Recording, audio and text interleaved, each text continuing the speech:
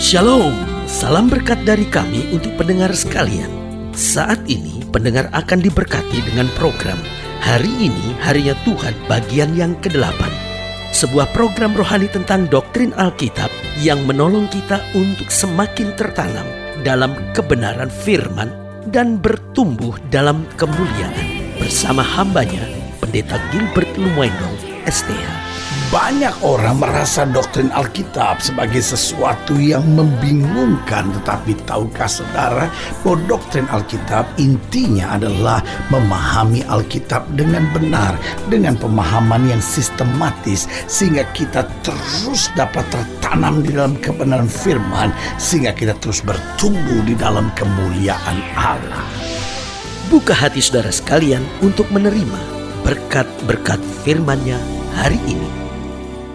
Salah satu kunci penting yang menentukan keberhasilan, baik dalam karir, dalam pekerjaan, dalam dagang, serta dalam pelayanan, adalah kesetiaan. Kalau sudah bertanya kenapa begitu pendeta, karena saya pelajari yang pertama, orang-orang setia adalah orang-orang yang dapat dipercaya. Nah, sementara bagaimana kita bisa berhasil kalau kita sendiri nggak bisa dipercaya? Padahal kunci keberhasilan awalnya sebetulnya orang ini bisa dipercaya nggak. Banyak orang pikir yang penting saya bisa ngomong. Orang-orang pintar ngomong awalnya memang dikagumi orang, tetapi ujung-ujungnya akan ditertawakan orang, karena orang-orang yang cuma pintar ngomong akhirnya ketahuan kejahatan dan kesalahannya. Tetapi orang-orang yang dapat dipercaya, kalaupun dia tidak pintar, kalaupun dia tidak pandai bicara, tetapi hanya dengan menjadi orang yang dapat dipercaya, orang seperti ini dapat melihat keberhasilan dalam hidupnya. Karena itu salah satu kunci penting di dalam karir, pekerjaan, dagang, pelayanan adalah kesetiaan. Mengapa? Yang pertama, karena orang setia dapat dipercaya. Yang kedua, karena orang setia dapat diandalkan. Saudaraku yang kekasih dalam Tuhan, orang pintar tidak selamanya bisa diandalkan. Bahkan orang baik kadangkala juga tidak bisa diandalkan. Orang kaya apalagi tidak selamanya bisa diandalkan. Tetapi orang-orang setia selalu dapat diandalkan di dalam kehidupan ini. Haleluya.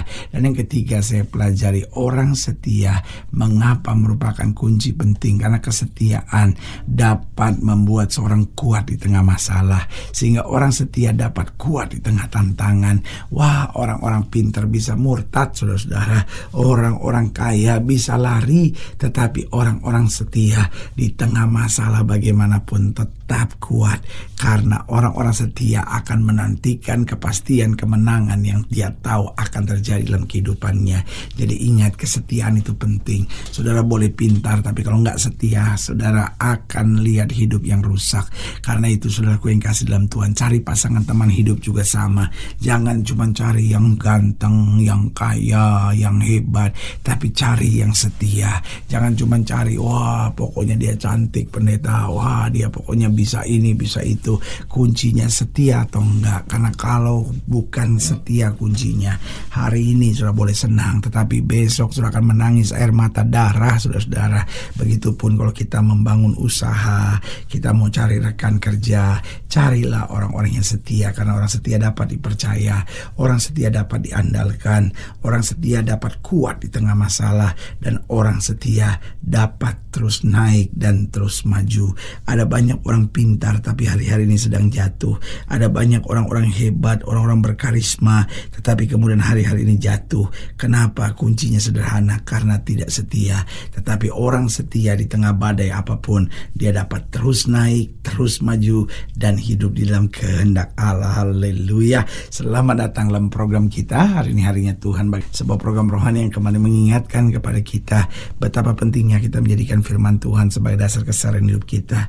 Karena selama kita menjadikan firman Tuhan sebagai dasar keseharian hidup kita, langkah-langkah ke depan kita penuh dengan kepastian, kemenangan, berkat, mujizat, dan perkara-perkara besar. Haleluya.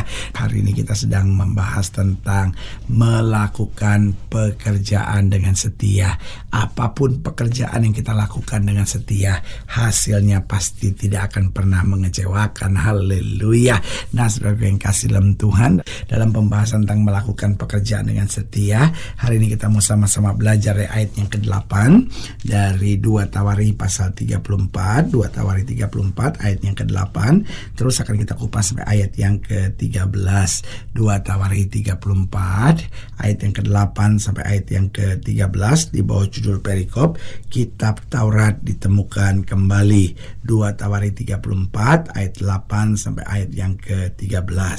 Pada tahun ke-18 dari pemerintahannya, jadi kalau dihitung dari 8 tahun dia menjadi raja, berarti 26 tahun usianya. Pada tahun ke-18 dari pemerintahannya, setelah selesai mentahirkan negeri dan rumah Tuhan, ia menyuruh Safan bin Asalia dan Maaseiah penguasa kota serta Yoah bin Yoahas bendahara negara untuk memperbaiki rumah Tuhan Allahnya. Maka datanglah mereka kepada imam besar Hilkia dan menyerahkan kepadanya uang yang telah dibawa ke rumah Allah dan yang telah dikumpulkan oleh orang-orang Lewi, yakni para penjaga pintu dari orang-orang Manasye dan Efraim, dan dari semua orang yang masih tinggal dari Israel, pula dari seluruh orang Yehuda dan Benyamin dan dari penduduk Yerusalem. Uang itu diberikan mereka ke tangan para pekerja yang diangkat untuk mengawasi rumah Tuhan, dan mereka itu yang bekerja dalam rumah Tuhan mengeluarkannya untuk membetulkan dan memperbaiki rumah itu. Mereka memberikannya kepada tukang-tukang kayu dan tukang-tukang bangunan, supaya tukang-tukang itu membeli batu pahat dan kayu untuk tupai-tupai dan untuk memasang balok-balok pada gedung-gedung yang oleh Raja Yehuda dibiarkan roboh. Orang-orang itu melakukan pekerjaan itu dengan setia. Saya ulangi sekali lagi, orang-orang itu melakukan pekerjaan itu dengan setia. Ini kuncinya. Dunia ini hari ini sedang kehilangan orang-orang setia. Dunia hari ini sedang mengukur apapun segala-galanya hanya dengan materi, uang belaka. Tetapi dijumpai dalam firman Tuhan ayat yang ke-12 ayat 2 Tawari pasal 34. Orang-orang itu melakukan pekerjaan itu dengan setia.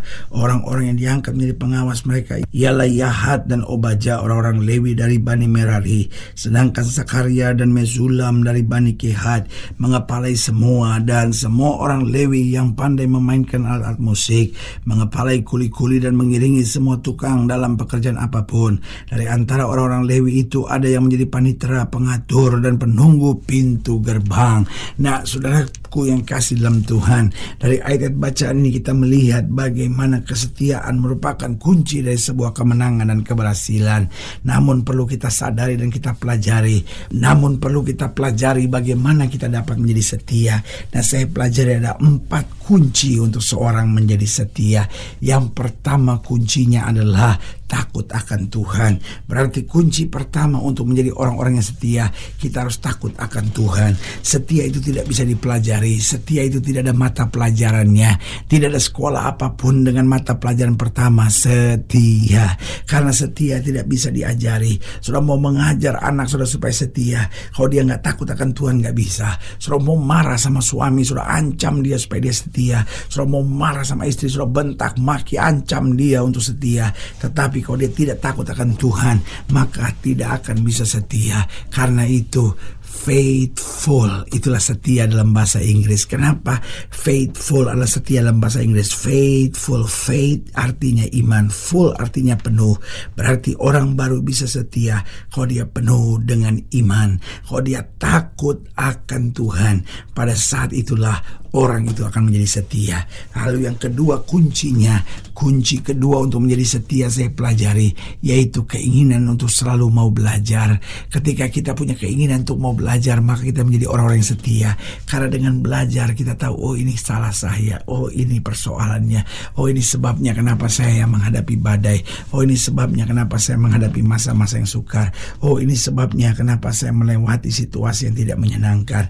Nah, banyak orang tidak bisa setia. Kenapa? Karena tidak mau belajar. Ada banyak orang merasa pokoknya saya maunya begini, pokoknya saya harapnya begini. Saudaraku yang kasih dalam Tuhan, makin kita mengeraskan hati, makin kita nggak bisa setia. Tetapi makin kita mau belajar, makin kita merendahkan hati di hadapan Tuhan, maka di situ kita akan terus menjadi orang yang setia. Jadi ingat, kunci pertama adalah takut akan Tuhan. Kunci yang kedua, selalu mau belajar. Kita belajar dari masalah, kita belajar dari persoalan, kita belajar dari masa-masa yang sukar, dan di situ kita terus bertumbuh dan melihat kemuliaan Tuhan. Dan kunci yang ketiga untuk kita bisa setia, yaitu hidup dalam kerendahan hati. Apa artinya hidup dalam kerendahan hati? Kesadaran bahwa we are nothing. Kita bukan apa-apa, kita bukan siapa-siapa, dan kita nggak bisa berbuat apa-apa. Ini dia kuncinya, kunci kerendahan hati. Tanpa kerendahan hati, maka hidup ini akan terasa penuh dengan kegagalan. Karena itu saudaraku yang kasih dalam Tuhan, tidak akan kita bisa setia kalau kita tidak rendah hati. Orang-orang sombong tidak akan pernah bisa setia. Orang-orang sombong kan merasa, wah mereka kan perlu saya, oh tanpa saya kan semuanya nggak bisa jalan. Tapi orang rendah hati akan berkata, Tuhan pakai saya terus, sehingga dia bisa setia dalam segala hal. Dan yang keempat, saya pelajari kunci keempat untuk bisa setia adalah bertahan di tengah tantangan.